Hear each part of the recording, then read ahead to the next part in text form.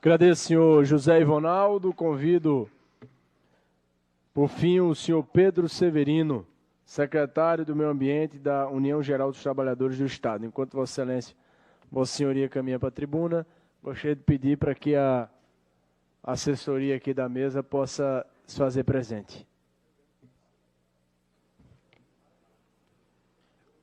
Boa tarde a todos. Já estamos na tarde, no dia 14 de novembro, que antecede ao 15 de novembro, amanhã, que é um feriado nacional da programação da República.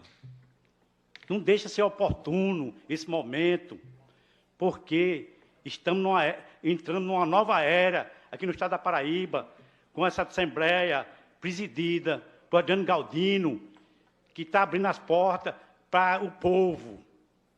A democracia vem do povo para o povo, pelo povo. Não existe democracia sem um povo. E Adriano Galdino está de parabéns, porque está abrindo as portas para o povo aqui na Assembleia Legislativa. No ensejo, dou parabéns também ao Will Santiago, filho, por essa propositura da LOA, do orçamento anual 2020 e plurianual até 2023. E também dou parabéns a Buba Germano, para defender o orçamento no mundo. O mundo hoje tem que ter sustentabilidade. Se não tiver sustentabilidade, não há progresso, não há criatividade, inovação. Vamos sair desses paradigmas conservadores, vamos partir para o futuro. O homem congela o tempo como se o presente fosse eterno. E eu não, sempre vejo o futuro. Sem um futuro, como é que vai viver as futuras gerações, os nossos filhos, os nossos netos? Então, aqui estão os 4 poderes presentes. Poder executivo, legislativo, judiciário e o poder da imprensa, que é o 4 poderes. Então, é oportuno que quebramos paradigmas, inovando justamente a gestão pública, para que saímos desse marasmo do atraso. Obrigado a todos. Agradeço ao último orador. Gostaria de, antes de passar a palavra ao secretário de Planejamento, doutor Gilmar, para fazer as explanações e respostas a quem desejou realizar perguntas. Estou apresentando, doutor Gilmar, como emenda da comissão, uma sugestão para a implantação de um programa habitacional estadual, como aquele que existe no governo federal, chamado Minha Casa Minha Vida. Não da mesma forma, não com o mesmo nome, mas tendo como referência o Programa Habitacional Federal, até porque nos últimos governos, nos últimos anos, a Paraíba chegou a receber bilhões de reais em investimentos. Só essa semana foram 4.100 unidades entregues apenas em um conjunto habitacional na cidade de Campina Grande. E uma decisão federal fez com que esse programa diminuísse muito de tamanho e financeiramente falando. A diminuição aconteceu na amplitude do programa, porém, a necessidade continua. Portanto, eu estou apresentando essa emenda, apresentarei ao relator do orçamento, deputado Tião, mas já peço a Vossa Excelência, como secretário de Planejamento, que avalie se é possível colocarmos, obviamente, é uma decisão da Assembleia, mas seria importante contar com a aquiescência sobre a viabilidade da emenda feita pela Secretaria de Planejamento. Portanto, agora passo a palavra ao doutor Gilmar Martins.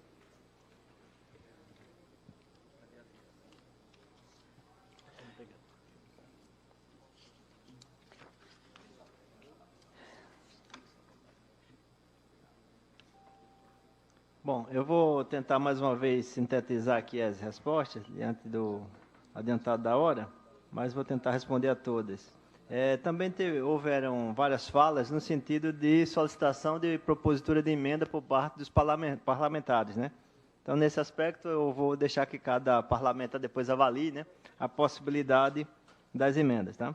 Mas, em linhas gerais, o doutor Geraldo Rabelo, representante da Defensoria Pública, o juiz Gilberto Rodrigues, o senhor Benedito Venâncio, do Sindijus, o senhor Altamir Pimentel, e, por fim, o senhor José Ivonaldo, eles tratam de um tema comum, que é a questão de reajuste de servidores públicos, né? E cada um, logicamente, representando as categorias ou os sindicatos ou as associações que representam. Aqui eu vou aproveitar e vou acrescentar mais na lista. Existe lá no governo, na equipe do governo, esse assunto é tratado não só ou não exclusivamente pela CEPLAG, mas pela Secretaria de Fazenda e pela Secretaria de Estado de Administração, N demandas de categorias solicitando reajuste salarial. Eu posso acrescentar aqui o Sindifisco, eu posso acrescentar aqui a Procuradoria-Geral do Estado, eu posso acrescentar aqui as forças de segurança. Quando eu falo forças de segurança, eu estou colocando aqui Polícia Militar, Polícia Civil, Administração Penitenciária, Bombeiros. E o governo do Estado tem que administrar toda essa demanda. Toda essa demanda. Então, eu faço questão de registrar isso porque é uma demanda que, às vezes, o colega não tem oportunidade, eu não tenho conhecimento, às vezes podem estar imaginando que a dificuldade ou a questão da não reposição ou reajuste salarial está acontecendo só com a sua categoria de forma exclusiva. Não. Isso é um problema geral no estado da Paraíba e em outras unidades da federação também. Imposto, mais uma vez, volto a frisar, nós só teremos condições realmente, desculpa, de enfrentar esse problema ou repor essas perdas de forma significante quando o nosso país voltar a crescer, quando nós tivermos crescimento da arrecadação verdadeiras que nos permita fazer isso. Primeiro, nós temos uma limitação em relação à LRF, temos que cumprir uma lei de responsabilidade fiscal, que nos impõe limite. Hoje, sem conceder aumentos, uma coisa aqui, outra acolá, pontual, nós estamos no limite da lei de responsabilidade fiscal. Se ultrapassarmos o limite, o Estado da Paraíba deixa de receber transferências voluntárias da União, ou seja, não receberemos mais recursos de convênio da União, não firmaremos mais contratos de operação de crédito, empréstimo ou financiamentos, tá? Isso seria uma das consequências, né? E, sem contar que o chefe do poder que assim proceda, corre o risco também de cometer crime de responsabilidade fiscal. Então, essa temática, reajuste salarial, ela está na mesa do governo, é um assunto da pauta, mas eu diria que a demanda mais difícil de ser atendida diante do volume das demandas. Para você ter uma ideia, só para registrar, não vou descer a detalhe de qual foi a categoria, mas tem categoria apresentando demanda que, para atender a demanda da categoria, nós teríamos que comprometer 2 meses de arrecadação para atender uma categoria. Então, por aí os senhores veem qual é o tamanho do desafio que temos pela frente, tá? Mas só para pontuar esse aspecto. No que se refere, aqui também foi tratado de muitas demandas no sentido de acrescer, né, possíveis propositura de emendas, no sentido de aportar mais recursos aí para os poderes. Isso aí vou deixar também a cargo dos parlamentares quando a análise das suas propostas, das suas emendas, né? Eles assim poderão proceder ou não. Falou-se aqui também, uma pergunta pontual, foi do senhor Benedito Venâncio. Eu queria que a gente aqui colocasse a posição do governo sobre o Pacto Federativo, né? O que ele resumiu aqui como sendo as PECs da maldade, né? Mas, na verdade, trata-se do Pacto Federativo. E aqui eu vou falar, não em nome do governo, mas falar pela posição, por ocupar a posição que eu ora ocupo na Secretaria de Estado de Planejamento, Orçamento e Gestão. Uma questão que nos impõe, senhor Benedito, às vezes, as legislações que são aprovadas em Brasília não permitem a opção de escolha dos estados ou dos municípios. Há, na verdade, uma imposição da União. Tá? Aí sempre aquela questão, se não fizer, aí vem as consequências pelo não cumprimento. Tá? Então, por exemplo, tem um tema que não foi tratado aqui na mesa, eu falei na minha apresentação, a questão do déficit previdenciário, né? É um problema nacional. Nós não fizemos reforma previdenciária ainda. Nós temos um déficit previdenciário esse ano de 1,6 bi, né? Crescendo a ordem de 100 milhões ano. Não fizemos nada ainda. Mas existe uma emenda constitucional que impõe prazo para que os estados e municípios aumentem, por exemplo, a alíquota de contribuição dos servidores públicos. Ah, e se o Estado não fizer? Simples. O Estado perde o CRP. O que é o CRP? Certificado de Regularidade Previdenciária. O Estado perdeu esse certificado. Qual a consequência? O Estado não recebe transferências voluntárias da União, não recebe convênios, não pode contratar operações de créditos. Isso está na emenda constitucional. E o governo do Estado, o governador João Azevedo tem estudado, nós temos estudado essa questão da reforma da Previdência, internamente, obviamente, e vai chegar uma hora que vai ter que aportar algum projeto de lei aqui na casa. Tá?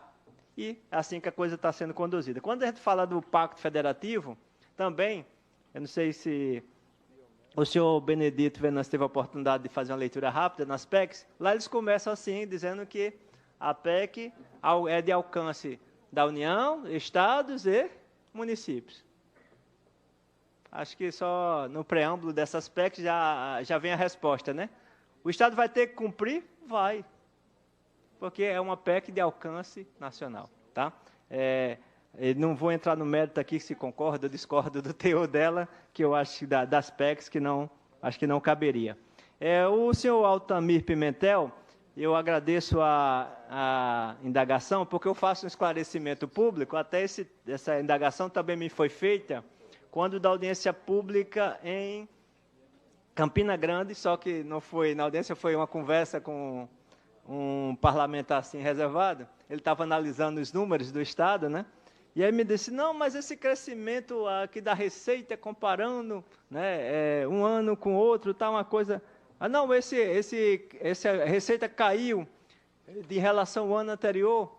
Tem uma questão também que diz respeito à questão metodológica. Hoje nós temos a Secretaria do Tesouro Nacional, quem dita as regras de contabilização da contabilidade nacional, tá? Nem o governo federal, nem os estados e os municípios têm mais autonomia para contabilizar receita ou registrar despesas da maneira que queira. Tem que seguir o padrão lá ditado pelo MCASP, Manual de Contabilidade Aplicado ao Setor Público. Ok. Então, por exemplo, de um ano para o outro, a STN tem mudado critérios, e isso é ruim. Eu, particularmente, já fiz essa colocação. Por exemplo, este ano, não sei se o colega teve a oportunidade de perceber, no orçamento até o ano anterior, tinha lá as contas que nós chamávamos contas dedutoras. Você tinha a receita bruta em cima e embaixo você tinha as deduções. A partir desse ano, 2019, o orçamento não mais aparece as deduções.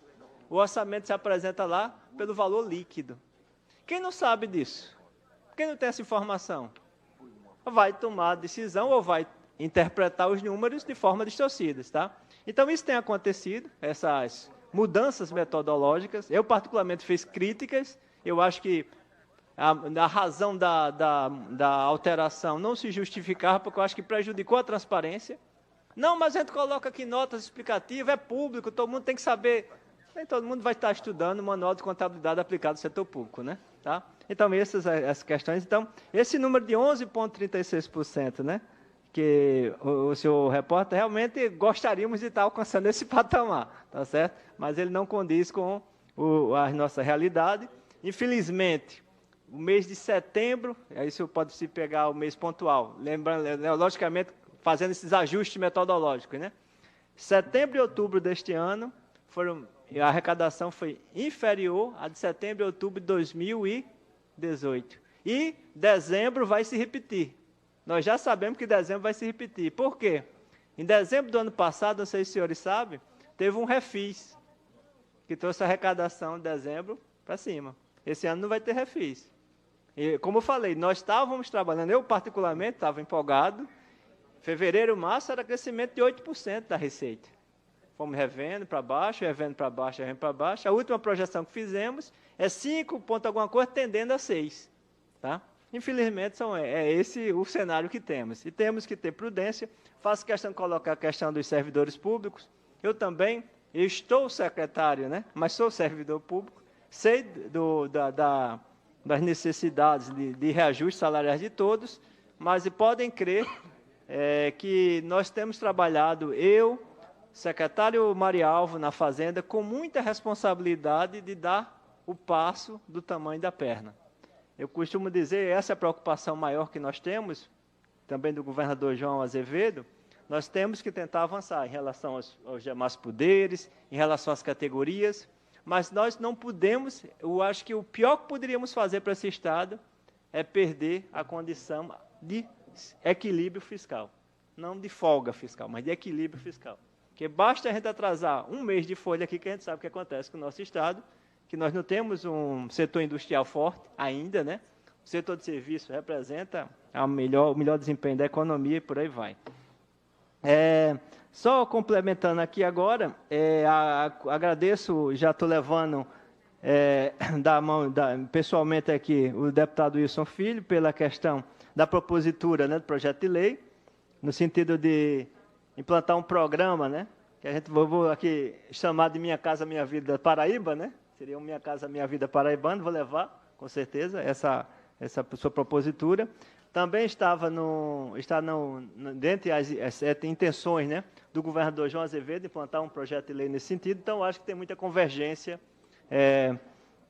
essa sua propositura. Né? No mais, eu queria só agradecer a presença e a paciência de todos para comigo, agradecer a minha equipe aqui, o diretor de planejamento, doutor Ricardo Lavô, a diretora de orçamento, Josilene de Paula, que é quem conduzem, que fazem esse dia a dia, esse trabalho mais árduo aqui. Né? Dizer que nós procuramos trazer para essa casa a melhor propositura sobre o aspecto técnico, a melhor propositura para o instrumento denominado de plano plurianual. Também o fizemos em relação ao projeto de lei orçamentária. Queria agradecer também ao deputado Wilson Filho pelo convite e pela iniciativa das audiências públicas, né, que pudemos fazer no município de Campina Grande e também em Sousa. Eu acho que enriqueceu também até a nossa reflexão e compreensão dos problemas, né? Apesar de que nós já recebemos demandas do orçamento democrático, mas, como foi dito aqui por essa casa, são instrumentos de planejamento governamental. A propositura é do chefe do Executivo, mas essa casa e a sociedade pode contribuir muito para o aperfeiçoamento desses instrumentos. Muito obrigado a todos. Agradeço mais uma vez, secretário Gilmar, e não sei se vocês perceberam, mas alguém muito importante nesse debate ainda não falou, vai falar agora. É o relator, o deputado Tião Gomes, responsável por receber ou não, obviamente, a várias mãos, mas é o responsável por apresentar o relatório final e decidiu falar por último, com a palavra, pelo tempo que precisar, o deputado Tião Gomes. Presidente Wilson Filho, demais autoridades na mesa, senhores e senhoras, o meu trabalho é um trabalho complicado e difícil. Eu ouço, sintetizo, junto, e vou procurar fazer o melhor possível, dar o melhor possível de mim. E, com certeza, toda a comissão de orçamento, ela irá fazer isso. Não é fácil para gente fazer essa análise e juntar essas peças, mas vamos tentar, dentro do possível, realizar um bom trabalho, tá certo? E juntar o que é possível para podermos fazer um orçamento realista, promissor, e que possa atingir toda a sociedade. Eu quero parabenizar o deputado Wilson Filho pela maneira que ele tem conduzido as discussões. Eu acho que a Paraíba ganha com isso, e nós que estamos aqui, que fazemos a comissão de orçamento, temos uma obrigação muito grande com o Estado. Podem ficar certos, senhores companheiros, que nós iremos dar o melhor, contribuir com o melhor para a efetivação desse orçamento de 2020. São essas minhas palavras. Muito obrigado. Portanto, agradeço ao deputado Tião, ao deputado Tassiano, ao deputado Lindolfo, ficaram até o final, a todos que aqui estão, ao nosso desembargador Márcio Murilo, presidente do Tribunal de Justiça, secretário Gilmar Martins, representante do Tribunal de Contas, ao magnífico reitor da Universidade Estadual da Paraíba, a todos, individualmente, a cada um dos senhores e senhoras, por terem ficado até o final desse debate. Esse é o 4º debate sobre o orçamento. Terça-feira teremos Saúde e Ação Social, quarta-feira Educação, Ciência e Tecnologia, Cultura e Esporte, e no dia 26, na outra terça, teremos Infraestrutura e Desenvolvimento Econômico. Todos convidados, certamente será um debate muito interessante, porque será ainda mais específico sobre cada uma das temáticas. Está encerrada a nossa audiência pública. Muito obrigado a todos.